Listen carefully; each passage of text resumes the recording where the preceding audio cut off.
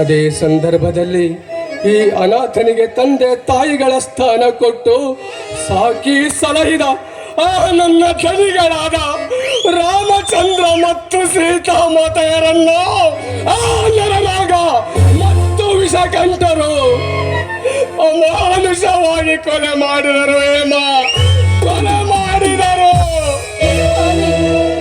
ಏನ್ ಮಾತಾಡ್ತಿದ್ದೀರಾ ನೀವು? ನಿಜ ಹೇಮ, ನಿಜ ಹೇಳುತ್ತಿದ್ದೇನೆ.